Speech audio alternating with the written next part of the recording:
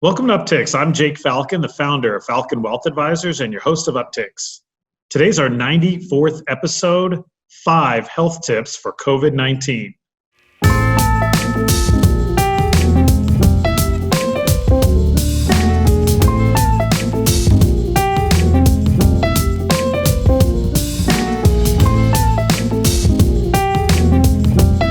Cory, welcome back to the show.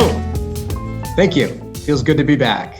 I was getting tired of going into our recording studio alone, so I decided to try to respect social distancing while recording basically a Zoom video call and making that our show. It works for me. So you're about 40 feet, you're probably about 30, 40 feet away from me, and I feel safe. Me too. All right, good. Well, welcome back. It's been a while. What have you been up to? Not a whole lot. I think, just probably, taking a day at a time like everyone else. This last weekend, though, recently here, over the Memorial Day holiday weekend, I went to visit my family. My parents and grandmother live in southern Indiana. And my brother has actually been there for the last few months also. He lives in Chicago and got out of town before the stay-at-home orders went into place. So it was nice to go see everyone and just kind of relax and recharge. Did you guys go out and about at all, or was the town still pretty shut down? In my opinion, it was surprisingly opened up. I think Indiana is one of the states that has been pretty loose in terms of getting things opened up quickly. We really didn't, though. We went for a hike one day. It was actually pretty neat. We went to Lincoln State Park. So Abraham Lincoln. I saw that on Facebook. He lived in Indiana for some of his, I think for about 15 years of his life. Abe Lincoln? Childhood. He did.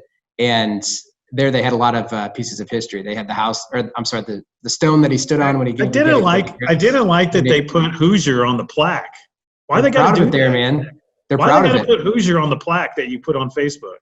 I don't know. They're proud of the Hoosier heritage, I guess. I don't get it. Anyways, how about you? What have you been up to? I'm glad you had a good time. I've been busy. I've been working, Cory, while you've been off traveling the world. I've been working. I got my hair cut. I know you're getting yours tonight. So that's so for viewers tuning in, the dew is back and feel light on my feet. And if you don't like the toupee look that I have going, it's going to be cleaned up this evening. Good. I'm excited. Very good. Well, thanks again for our viewers and our audience for tuning in to another episode of Upticks.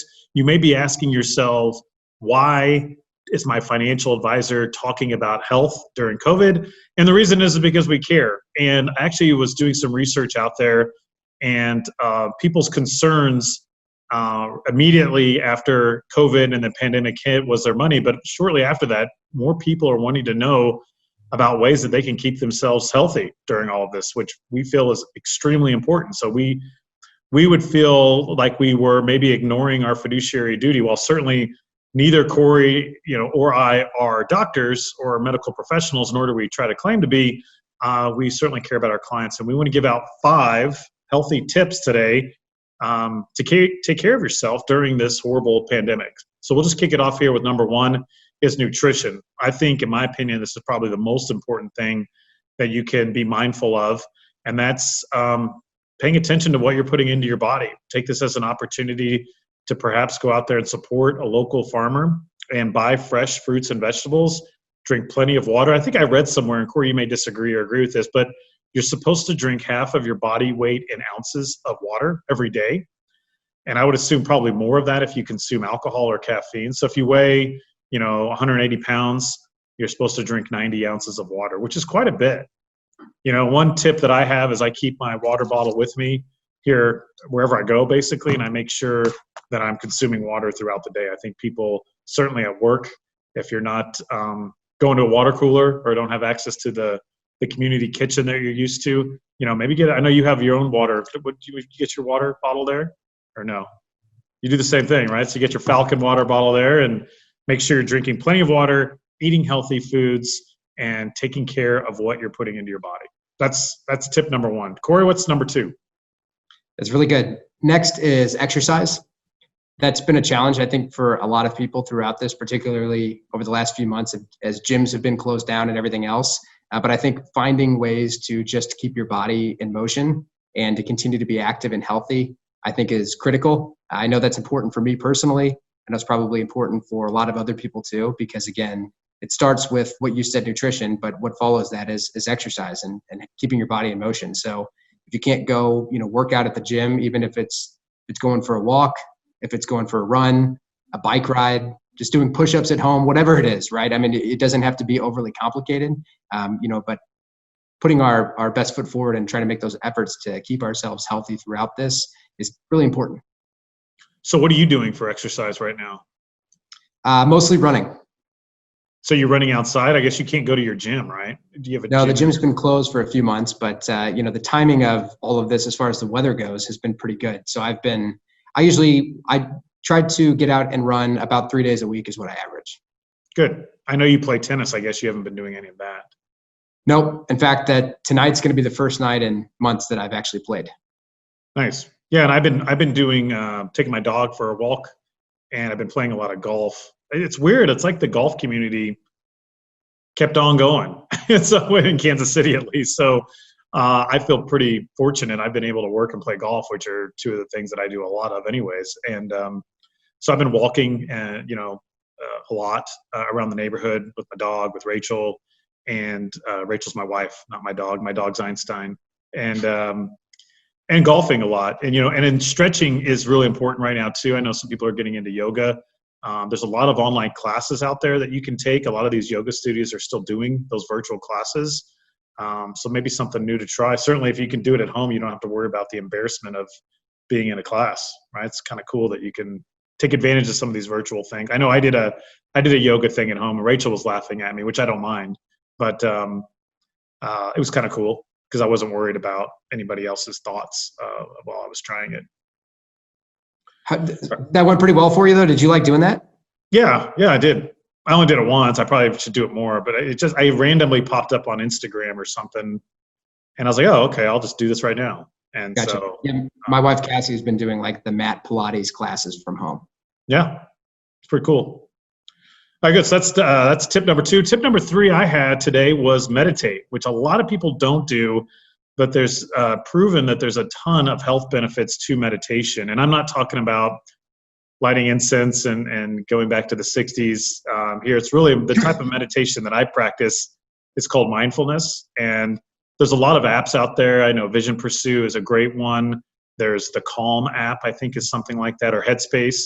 So there's a lot of free ones out there, maybe some paid ones. But it's really just helping bring your mind back to the present moment. And actually, if you go out there to the CDC website, they have a blurb about taking care of your mental state of being right now during the pandemic. There's a lot of anxiety about the past and the future, and people are getting caught up of, when can I go back out in public? Am I going to have my job? And there's just a lot of anxiety.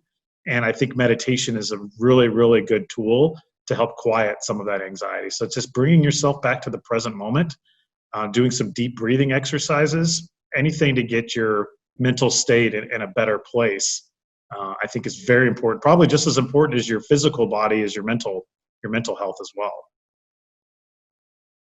That's really good. I had about a 6.5-hour drive back from Indiana yesterday, and I did a 20-minute basically alert driving mindfulness practice. And it's crazy how I did that early on in the drive, and there was so much that was running through my mind of things that I needed to do when I get home and what's going on this week and that, and just like everyone else has. But doing something like that helped to just kind of rest and calm my mind so I could think more clearly about what I needed to think about and not worry about a bunch of stuff that I can't control or can't do anything about while I'm driving.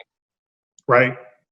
Have you ever heard of anybody saying anything bad about meditation? Like you can hurt yourself running. Like right now, I should not go try to run like you're running because I'm not in that shape. I could hurt myself. Right. And certainly you can eat the wrong type of foods or too much food. But I've never heard somebody have a negative consequence of meditating. No, I've only heard some people say that they can't do it.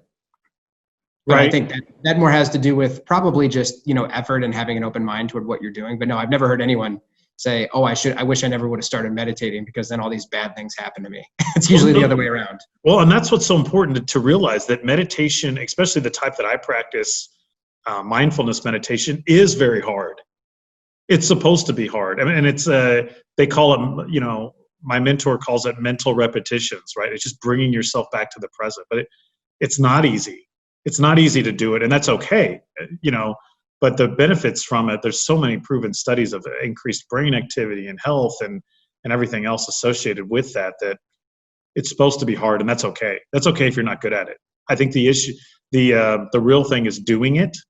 Yes. And doing it repetitively, whether that's daily or every other day or how often you feel comfortable doing it. But I think the key is doing it, and you do get better at it, and you do start realizing some of those benefits. I know I have. Good. What do you got for tip number 4 for us today? Next is social distance, which again, we're all becoming familiar with that term, maybe a little bit more familiar than we'd like to be. But the fact of the matter is, in the COVID-19 era that we're living in, it's really important. And I think one thing that's probably going to change for myself and probably for a lot of other people, even as we start to see businesses and life around us start to open back up, people are going to be more mindful of how close they get to people that they don't live with, or how they're not going to be in situations where they're stacked on top of strangers. But I think it's important for people to continue to exercise those practices, trying to keep your distance. The big story this weekend, of course, was people at the Lake of the Ozarks, and a bunch of people that were all over each other, partying in a bar and everything else. And I get it that some people maybe feel like they don't have anything to be concerned about because they're young and they're healthy. But again, the spread of the virus can be a threat to, even if I carry it and I don't know it, I can spread it to other people. And that's really where people need to be careful. And I think practicing social distancing is going to be important now and for the foreseeable future. Yeah, and I find it fascinating. I don't know how your conversations with clients have gone, because I know both of us have still been meeting with our clients over phone and Zoom. But I'm finding that there's 3 camps. And so there's the camp, there's an extreme, and then there's a middle. So the extreme camp is almost in denial that COVID-19 really is anything. And Yes. They are very pro-economy. An argument for this camp is saying that cars kill people, but that doesn't mean that our society hasn't advanced, and we still drive cars because it's helped commerce and progress. But because of that, some people are there's going to be accidents, right? So that's one extreme. The other extreme is, no, I don't want to go out in public at all. I don't, this thing is horrible. We need to shut down. The government needs to keep pumping money into the system and prop things up until this passes. And then I think most people are in the middle of that and see 2 sides of it. And the point I wanted to make here is that no matter if you're in the middle or on either extreme, I think what you were getting at is just be mindful that not everybody thinks the same way. And so if you're going out in public, you want to just obey that social distancing, because you don't know what that other person is thinking. Right? So put on a mask, put on some gloves, and deal with it. I mean, it's like wearing your seatbelt in your car, right? You still wear your seatbelt, but you still drive your car. It's just like, let's just be safe. And let's be mindful of other people. I'd also encourage people to shop local when they can. There's been some major companies already filed for bankruptcy. So that's going to happen with small businesses as well. And so if you have a favorite restaurant or store or whatever that may be, and you have the opportunity to go out and about and spend some money, go shop local. I mean, certainly if you want that restaurant to be around, because we're seeing it. Kansas City, there's even places starting to slowly close. I'm seeing it pop up in the headlines, and it's sad. And so anything that we can do on our part to support local businesses, I think is very important right now also. All right, good. And then on the 5th topic, kind of segueing into that, is maybe this is an opportunity to pick up a new healthy hobby or activity. Rachel and I, this past weekend, we just installed some window boxes, window planter boxes, and basically started growing our own herbs in our backyard, which is pretty cool. I watched this thing on the master class about this guy who teaches you how to garden, and he made it really funny. He was kind of like more of an urban kind of, he cussed, and it was just entertaining. You never think that a gardener would be like that, but it was really funny to me, and he kind of got me into the mood to do it. So, I installed some window planter boxes. Rachel even let me pick out a couple of herbs of my own. She did most of it. And you know how therapeutic planting is? Have you ever planted anything, Cory? Yeah, in fact, Cassie and I did just a few weeks ago. Oh, did you? Out on your balcony? Did you plant some things? We bought some basil, or the herbs that we planted, and then we had several pots that we needed to fill, so we bought some flowers also. Yeah, there's something about moving dirt over and then putting something in there, and then I don't know. pretty cool. But anyway, so whatever that may be, using this as an opportunity to read more, to exercise more, to get involved with the different community, whatever that may be, Yes. use this as an opportunity to pick up a new healthy activity and take a step back on your life and say, hey, crazy things can happen out there. Am I happy with what I'm doing? And is what I'm doing fulfilling to me is all I'm getting out there. I think that's good. Do you have any new activities that it sounds like you planted some stuff too, but is there anything different that you and Cassie have done that you weren't doing before? Not really. Not a whole lot else, I don't think. Probably the biggest, I guess this doesn't really have anything to do with it necessarily being a habit, but for us, the one thing that we're doing a lot more of is house hunting, because we're kind of starting that adventure. So great time to buy a house, probably. Yeah, I don't know. Time will tell. But aside from that, no, we're just going out less, obviously. But as far as exercise, diet, we've probably cooked more than we did before. I feel like we cooked a decent amount, but we've enjoyed cooking together more too. Nice. And certainly, thank you so much for tuning in. If you're watching this on YouTube, thank you so much. Of course, we're out there on all the various social media platforms. We're on Facebook, Twitter, Instagram, and LinkedIn. And if you're listening to this on your favorite podcast platform, we certainly appreciate that as well. I know, Cory, we kind of talked about our fun topic out of the gate here. Did you have anything else you wanted to add fun before we sign off for today? I don't think so. How about you? No, that's it. No, please, everyone that's tuning in, we hope you all stay healthy and safe, and that, of course, that you have a great week.